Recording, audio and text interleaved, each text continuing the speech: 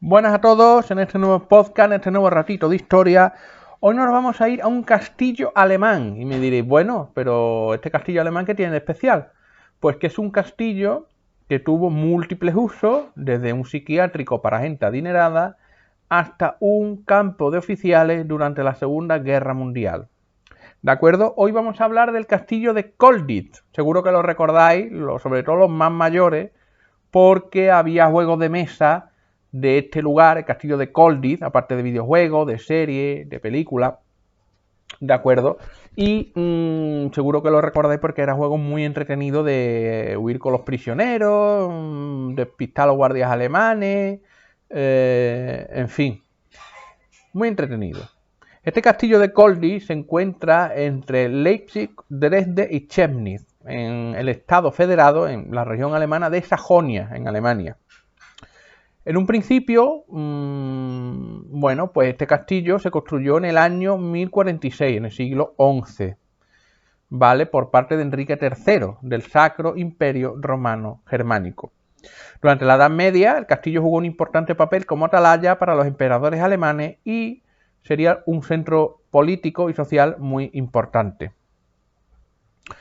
Avanzamos un poquito en el tiempo porque quiero llegar a la Segunda Guerra Mundial, pero bueno, el castillo tiene obviamente su historia. En 1504 hay un incendio, un panadero le prende fuego por accidente al castillo y bueno, se tiene que comenzar a reconstruir, la estructura del castillo cambia, entre 1577 y 1591, a un estilo renacentista, ¿de acuerdo? Y en el siglo XIX la capilla se remodela con un estilo neoclásico. Por supuesto, el castillo se va ampliando hasta un total de casi 700 habitaciones. El castillo sería utilizado por Federico Augusto III, ¿vale? Que sería el último rey de Sajonia, de 1904 a 1918, y entre 1803 y 1829, volvemos atrás, un pequeño saltito en el tiempo, pues no me lo quería dejar atrás, la función es de alimentación a personas necesitadas, enfermos, bajo arresto, en fin, como una especie de hospicio, ¿vale? Una especie de, sí, de albergue, pero gigante. Entre 1829 y 1864, si no me equivoco, bueno, ese lapso de tiempo, pues es utilizado como un psiquiátrico, como un sanatorio para gente bien, para gente adinerada, bueno, para gente que lo necesitaba, y como cada uno tenía su habitación, el servicio también tenía la suya, bueno, pues es un lugar importante. En torno al año, he dicho, entre 1829 y 1864, se amplió posteriormente hasta 1924, lo que pasa que de manera paulatina fue bajando el número de internos. Durante la Primera Guerra Mundial, este castillo de Colditz fue usado como campo de prisioneros de guerra. No hubo ninguna fuga, porque bueno, la Primera Guerra Mundial, si habéis leído, la conocéis un poquito, aparte que era una guerra trinchera, era una guerra que, bueno, los servicios de inteligencia no estaban todavía muy desarrollados, las fugas no eran muy comunes, los medios de transporte, si te fugaba, no era no había tantos medios como la Segunda Guerra Mundial, que si un tren, un avión, había, pero no tanto. Y luego que el trato no era tan inhumano como ocurrió algunas veces en la Segunda Guerra Mundial. Cuando los nazis llegan al poder en el año 33, bueno, pues reconvierten el castillo en una prisión y empiezan a internar a comunistas, homosexuales, judíos, enemigos del pueblo alemán, en fin, todo aquello, con perdón de la palabra, que a ellos les saliera de sus santos esos, ¿vale? Para no decir una palabrota. En el año 1940, ya con la Segunda Guerra Mundial bien entrada, empiezan a llegar los prisioneros de guerra aliados, los primeros prisioneros de guerra aliados, siempre occidentales, ¿de acuerdo? En un principio occidentales.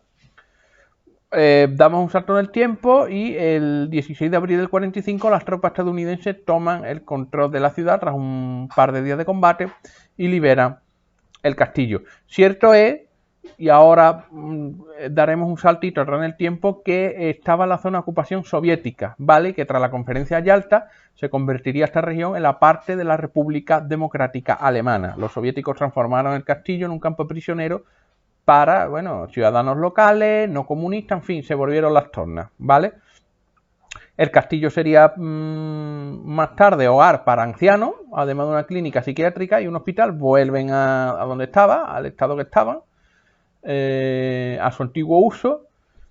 Y el castillo actual, bueno, pues el 1 de agosto del 96 se fueron los últimos huéspedes y el castillo ha estado vacío exceptuando turistas ocasionales. Y en el 2005, pues bueno, se cerró para su como remodelación, perdón. Bueno, pues vamos a la Segunda Guerra Mundial. Como ya he dicho, os he contado la historia un poquito por encima y vamos a la Segunda Guerra Mundial. Cabe decir, antes de empezar, el papel de la Segunda Guerra Mundial, que aquí estuvo, por ejemplo, internado el sobrino Robert Schumann, ¿vale? En la clínica psiquiátrica, digo, de gente adinerada, el gran compositor, y Georg Baumgarten, uno de los inventores del dirigible, que por cierto parte de sus descendientes, como curiosidad, y no podía ser de otra manera, están en el mundo de la Fórmula 1. Bien, hemos dicho que tras el comienzo de la Segunda Guerra Mundial, el castillo se convirtió en un campo de prisioneros de guerra de alta seguridad para oficiales que eran peligrosos por sus intentos de huida o señalados como Volksfeindlich, perdón por mi alemán nulo, conocido como traidores del pueblo. El castillo estaba construido, para que os hagáis una idea, en un saliente rocoso sobre el río Mulde, y los alemanes pensaron que sería el sitio ideal para una prisión de alta seguridad. El mariscal Goering llegó a decir que era un campo, un lugar de reclusión a prueba de fuga. ¿Vale? También lo era el campo de, como ya os he comentado en otro vídeo, de la Gran Evasión, el Stalag-Luft 3, y ya sabéis lo que pasó, que se fugaron.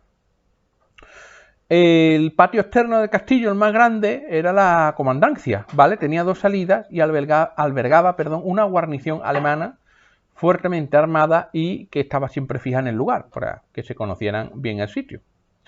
Los prisioneros vivían en un patio de unos 27 metros de altura, en un edificio, y en el exterior los terrenos que rodeaban a los alojamientos del castillo estaban vigilados por centinelas armados con alambrada y, claro, con obstáculos naturales. Era un campo perfecto para internar a oficiales peligrosillos y que, bueno, que tenían la mala costumbre de querer fugarse. El castillo de Colditz era como lo conocían los vecinos de la zona, pero la designación oficial era el campo de prisioneros número 4, o Flag 4, y estaba bajo el control de la Wehrmacht, que son las Fuerzas Armadas, no confundir. Es el conjunto de las Fuerzas Armadas, tierra, mar y aire, Wehrmacht. No confundir con el ejército de tierra alemán, que es el Heer, H-E-E-R. Bien. En noviembre del año 40, pues bueno, empiezan a llegar polacos, claro, los primeros que son derrotados, septiembre, octubre, noviembre, empiezan a llegar los primeros. Y claro, los trataban muy mal porque según los soldados alemanes, Polonia ya no existía, estaba anexionada al Gran Reich, Alemania, y parte a la Unión Soviética. Posteriormente empezaron a llegar canadienses, británicos, de aviones derribados. Obviamente del ejército de tierra todavía no, pero de aviones derribados. ¿Vale? Y curiosamente ese año, el 7 de noviembre del año 40, el 7 de noviembre del año 40, los llamados 6 de Laufen, que son 6 prisioneros, porque se escaparon del campo de Laufen, llegaron a Colditz. ¿Vale? Aquí veis que empieza a llegar gente de sitios que se escapan, de sitios que, en fin, que no están a prueba, que están a prueba de fuga, pero que luego se escapan. Empiezan a llegar prisioneros y para la Navidad del año 40, en la primera Navidad que pasan juntos los prisioneros, pues había polacos, belgas, franceses, británicos y en un número total había 200. En total había 200 prisioneros de todas las nacionalidades con sus correspondientes guardianes, lógicamente. Van creciendo los prisioneros. En el año 41 empiezan a llegar holandeses de las Indias orientales neerlandesas, claro, porque el eje va avanzando, entonces necesita más campos de concentración, más campos de... En esos años el eje avanza, los aliados retroceden y los prisioneros aliados caen por miles, ¿vale?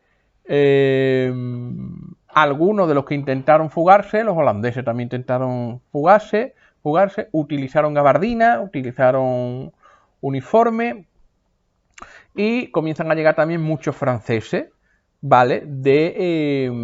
Tras la caída de Francia, obviamente, muchos los mandan a poco los dejaron tranquilos, ¿eh? Muchos los mandan a trabajo forzado y a otra parte los mandan a campo como Colditz, pero para tenerlos ahí, para que no hagan nada, podéis leer, escribir, no podéis escuchar la radio, pero estarse tranquilos porque lo único que le hace falta a un oficial que se quiera escapar a una persona peligrosa es tener acceso a herramientas, a armas, a cualquiera. Llegamos al año 43, ¿vale? En el año 42 no hay muchos registros, pero en el año 43 hay un cambio y dice, la Wehrmacht ordena que Colditz fuera habitado únicamente por estadounidenses y británicos. En junio los holandeses son trasladados y después pues polacos, belgas y franceses. Nada. El 12 de julio del 43 se va el último grupo francés y se quedan estadounidenses y británicos. Que para mí, en mi impresión, es lo peor que puedes hacer, porque estás dejando a las dos nacionalidades que poseen el mismo idioma, por lo cual se pueden comunicar. Para finales de julio ya quedan algunos oficiales de la Francia Libre y británicos y norteamericanos, y algunos también canadienses, australianos, neozelandeses, pero tienen algo en común, que es que todos hablan inglés, por lo cual pueden hablar entre sí y pueden establecer una fuga. No es lo mismo un polaco con un francés, con un ruso, que hablan diferentes idiomas, un americano, un australiano, un inglés y un irlandés con diferente acento, pero hablan el mismo idioma. Es como un español con un mexicano, con un puertorriqueño, por lo cual, para mi impresión y para mi gusto, es mayor el riesgo de fuga con gente que habla un mismo idioma. ¿Vale? Pero, ¿qué pasa? Que claro, en el año 43 no había prisioneros americanos, empiezan a llegar en el año 44. ¿Vale? También empiezan a llegar diferentes oficiales, diferentes suboficiales, diferentes soldados. Y bueno, para el año 45, el 15 de enero del 45, 6 generales franceses son trasladados a Colditz. Bueno, ya ahí había caos, ya Alemania estaba hundiéndose, entonces ya da igual 8 que 80, que 7 que 44. Ya empiezan a llegar prisioneros a todas partes. El general Tadeusz Bohr-Komorowski, el comandante del Armia Krajowa, ¿vale? Que era el ejército del interior, uno de los principales movimientos de resistencia, llega también al castillo. Aquí había huéspedes de todas clases, de toda condición y de todos rangos.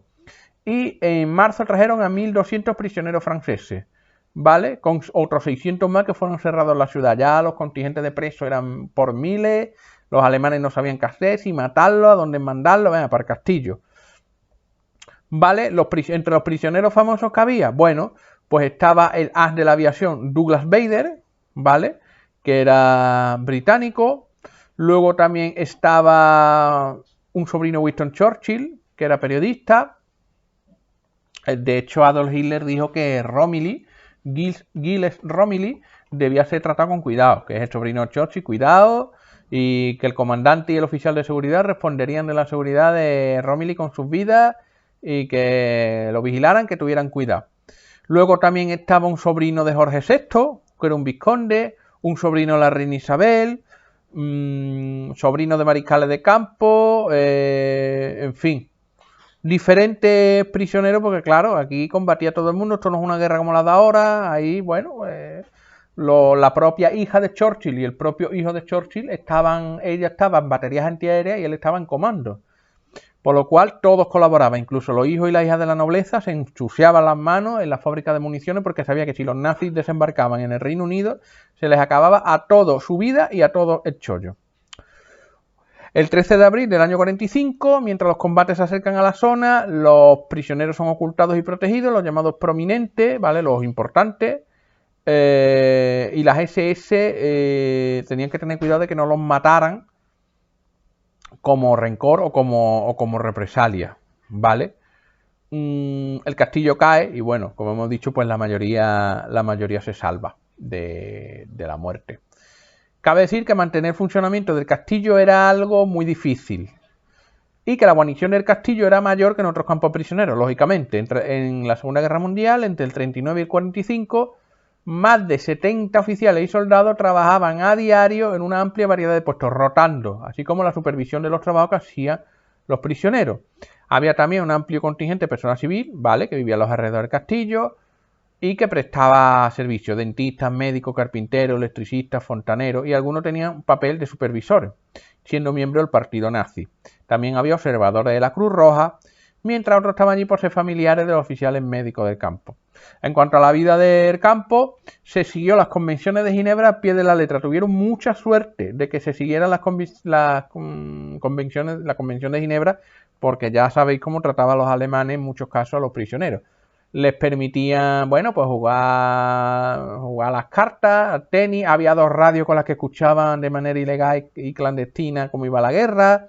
Se creó, por ejemplo, un coro polaco, una banda de guitarras hawaianas, una banda de guitarras hawaianas que creo que eran holandeses, una orquesta francesa, había partidillos de fútbol, de voleibol, de boxeo, del ajedrez. Y bueno, era una vida normal dentro de lo que cabe. ¿Vale? Había mercado negro con los productos de la Cruz Roja por parte de ellos. Y cabe decir como curiosidad que la mayor parte de la compañía de guardia o de los soldados eran veteranos de la Primera Guerra Mundial y soldados jóvenes no estaban al frente, por lo cual no había sido una gran familia, porque no, porque está custodiado por los nazis, pero bueno, no era el nazi típico de que se ve en La vida bella o en la lista de Chile, no, era, bueno, un algo blando, ¿vale? Los británicos, como gran aficionados al teatro, representaron obras de teatro, ¿vale? Entre las que se cuentan la Pigmalión, la importancia de llamarse Ernesto, el hombre que vino a cenar, muy bien. Incluso varios prisioneros se dejaron el pelo largo para representar los papeles femeninos, ¿vale? ¿Qué ocurre? Bueno, pues que hay fuga, ¿vale? Se intentaron duplicar la llave de puertas, se hicieron copia de mapas, se falsificaron los documentos y aquí colaboró el MI9, un departamento de la Oficina de Guerra del Servicio Secreto Británico que se especializaba en equipos de fuga y que se comunicaba con los prisioneros en código, ¿vale? Mediante código y realizaban contrabando de nuevas ayudas para organizar fugas, metida en paquetes a través de los familiares. Pero los alemanes se hacían expertos en interceptar estos paquetes de ayuda. Solo hubo una muerte durante los intentos de huida, un teniente británico llamado Michael Sinclair en septiembre del 44. No obstante, los alemanes lo enterraron en el cementerio de Colditz con honores militares. El ataúd cubierto con la bandera del Reino Unido y el disparo de 7 salvas. Como curiosidad, tras la guerra recibió de manera póstuma la orden al servicio distinguido. Se intentaron escapar mediante cuerda de sábana, mediante un túnel en el comedor, mediante un colchón, ¿vale? Porque en el transporte de colchones, pues bueno, se ocultaban entre los colchones. Y bueno, hubo fugas exitosas, ¿vale? Por ejemplo, varios tenientes franceses escaparon, capitanes británicos. En total se contabilizan desde el castillo 16 fugas. Había un contingente, como ya he dicho, en el castillo y fuera del castillo. Y fuera del castillo unas 15, ¿vale?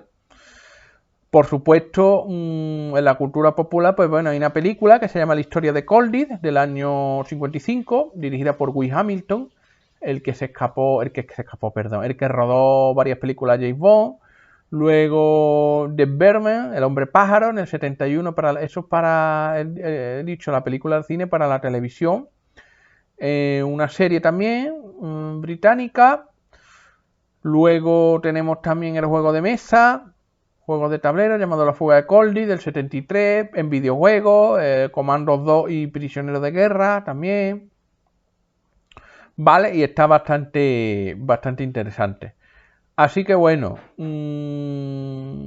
esto es todo sobre Colditz. Bueno, hay muchas cosas más, pero bueno, un pequeño resumen del castillo en el que los hombres vivían ajenos y no tanto a la guerra, pero vivían tranquilos dentro de lo que cabe. Un castillo que fue objeto de fuga, por supuesto. Nada, como decía Mariscal Goering, todos los castillos y todos los lugares tienen un punto débil, todos. Y nada, esta es la historia de este pequeño castillo alemán que sirvió como, digamos, como para escribir libros, como inspiración, no me salía la palabra, para escribir libros, para videojuegos y para la cultura popular. Ese castillo es muy conocido por eso, por el juego de mesa, por las series y por las películas. Bueno, espero que os haya gustado. Nos vemos en la próxima entrega y recuerden, si pueden visitar el castillo, háganlo, disfruten, vivan, viajen y sobre todo pásenlo estupendamente en esta vida que es un regalo y que debemos aprovechar. Nos vemos en la próxima entrega. Hasta la próxima.